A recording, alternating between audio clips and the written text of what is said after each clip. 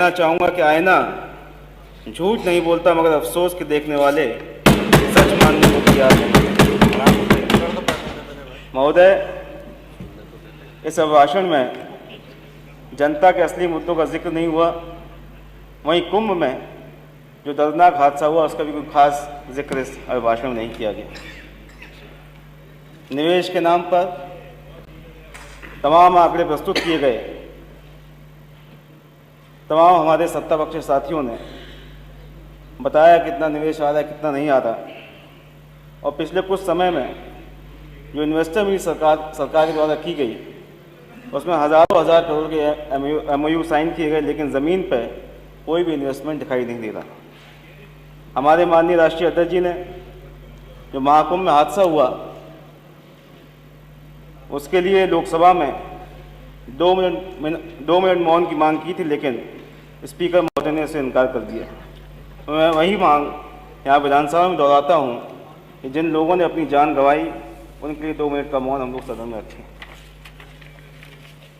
माननीय मुख्यमंत्री जी ने कल अपने भाषण में तमाम तथ्य और आंकड़ों को पेश किया और सरकार ने बताया कि कुंभ में कितने करोड़ की संख्या में लोग स्नान करने पहुँचे, लेकिन अभी तक जो हादसे में मृतकों की संख्या और जो लोग लापता हुए उसका सही आंकड़ा अभी तक सरकार ने जारी नहीं किया। वहीं माननीय मुख्यमंत्री जी को उनके किसी सलाहकार ने AI के माध्यम से जनरेट की गई एक फ़ोटो उनको दिखा दी। उन्होंने कहा कि क्रिकेटर मोहम्मद शमी उन्होंने भी स्नान जो है महाकुंभ में किया। महोदय, इस महाकुंभ के आयोजन में जहां सरकार का भ्रष्टाचार उजागर हुआ वहीं ये महाकुंभ अव्यवस्थाओं की भीड़ चढ़ गया। विपक्ष के साथियों ने जब अव्यवस्था पर सरकार से प्रश्न किए तो लगातार सत्ता पक्ष के साथियों ने कहा कि ये विपक्ष के लोग सनातन विरोधी।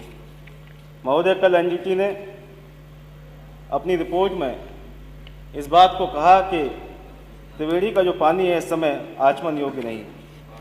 वहीं राज्य सरकार ने ये बात कही कि उनकी जो लैब रिपोर्ट है उसके अनुसार पानी पूरी तरीके से साफ है। ये डबल इंजन की सरकार है, इसके दोनों इंजन जो हैं वो विपरीत दिशा में जा रहे हैं। तो मैं पूछना चाहता हूँ हमारे सत्तापक्ष साथियों से, क्या वो केंद्र सरकार के लोगों को भी सनातन विरोधी कहेंगे, क्योंकि उन्होंने रिपोर्ट जारी की है गंगा का जो पानी है वो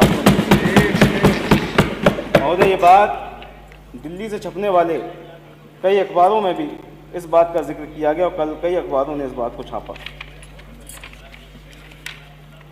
महोदय, आज चुनाव आयोग की निष्पक्षता और ईमानदारी पर लगातार सवाल उठाए जा रहे हैं। अभी जो उपचुनाव हुए प्रदेश में, मैं भी उस उपचुनाव के माध्यम से आज सदन पहुंचा हूं, लेकिन जिस तरीके से सरकार ने उस चुनाव में सभी हदों को पार किया, लोकतंत्र का हनन हुआ और जिस तरीके से वोट की लूट की गई, लोगों को वोट डालने से रोका गया, बूथ कैप्चरिंग की गई, वो एक स्वस्थ लोकतंत्र के लिए एक अच्छा निशान नहीं। और जहाँ बेरोजगार की बात है, लगातार हम लोग सुन रहे हैं सरकार के माध्यम से कि वो रोज़गार दे रहे हैं, लेकिन सही बात यह है कि बेरोजगारी की जो दर है वो लगातार बढ़ती जा रही है। जब से सरकार ये आई है, युवा अपने आप को ठगा हुआ महसूस कर रहा है, डिग्रियाँ लेकर सड़कों पर घूम रहा है, लेकिन सरकार की ओर से कोई व्यवस्था नहीं की जाती। अभी तक 69,000 शिक्षकों की भर्ती का मामला हो, चाहे पेपर लीक का मामला हो, इन समस्याओं का समाधान भी सरकार के द्वारा अब तक नहीं किया। महोदय, जहाँ तक पक्की नौकरी की बात है, उसकी जगह ठेकेदारी प्रथा का लगातार विस्तार किया जा रहा है, जिससे जो सही उनको जो मानक के अनुसार जो सैलरी मिलनी चाहिए वो भी नहीं मिल रही है और आरक्षण का भी पालन उसमें नहीं किया जा रहा है। महोदय, सरकार ने संविधान के माध्यम से जो आरक्षण की व्यवस्था बाबा साहब ने की थी उसको भी सुनियोजित तरीके से उसको भी खत्म करने का काम भारतीय जनता पार्टी द्वारा लगातार किया जा रहा है। एक तरफ जहाँ बेरोजगारी कम नहीं हुई, वहीं दूसरी तरफ महंगाई भी लगातार बढ़ती जा रही है। इससे जनता इससे बहुत त्रस्त है। सरकार का चाहे वो मेक इन इंडिया हो, चाहे वो अग्निवीर योजना हो और तमाम बड़ी बड़ी योजनाओं को सरकार ने बड़े धूमधाम के साथ प्रचार के साथ उन योजनाओं को शुरुआत की गई, लेकिन दावों के साथ साथ ये योजना जो है कुछ समय के बाद ये योजनाएं फ्लॉप हुई और किसी नौजवान को जो है कोई बहुत लाभ उन योजनाओं से नहीं मिला। महोदय, हमारा जो किसानों की समस्याओं को लगातार हम लोग अपनी मांग को रखते रहे। किसानों की समस्या का कोई समाधान अभी तक नहीं निकला और 2014 से लेके जब से केंद्र में भाजपा की सरकार बनी, किसानों की आय को दोगुना करने की बात होती रही, लेकिन 11वां साल ये चल रहा है, अभी तक किसानों की आय को दोगुना नहीं किया।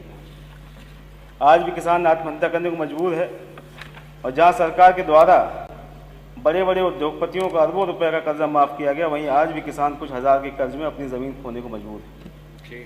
जहाँ तक गन्ना किसान की बात है, 7.5 साल की सरकार में, 8 साल की सरकार में गन्ना मूल्य भी अभी तक नहीं बढ़ाया गया और किसानों को बकाया भी लगातार बढ़ता जा रहा है। किसानों को बकाया भी सरकार के द्वारा नहीं दिया गया। मेरी सरकार से मांग है कि किसानों की आय को दुगना करने की जो बात आपने कही थी इतने सालों से, माननीय सदस्य खत्म कर लीजिए प्लीज। मेड इन स्पीच हम 2 minute the, made in 6 minutes हो गए। मैम, महोदय, जहाँ एमएसपी की बात होती है फसलों की, उसको सरकार नहीं दे पा रही है, वहीं खाद बीज और कीटनाशकों की कीमतों में भी लगातार बढ़ोतरी की जा रही है। बिजली को महंगा किया गया।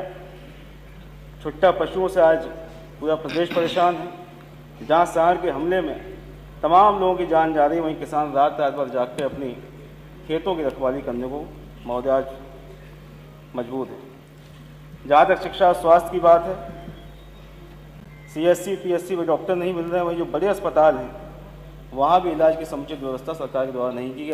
अभी हमारे साथी कुछ दिन पहले जब कैंसर इंस्टीट्यूट में गए तो वहाँ की बदहाली और वहाँ डॉक्टरों से जब बात की तो उन्होंने अपनी जो व्यथा है वो हमारे माननीय सदस्यों को बताई।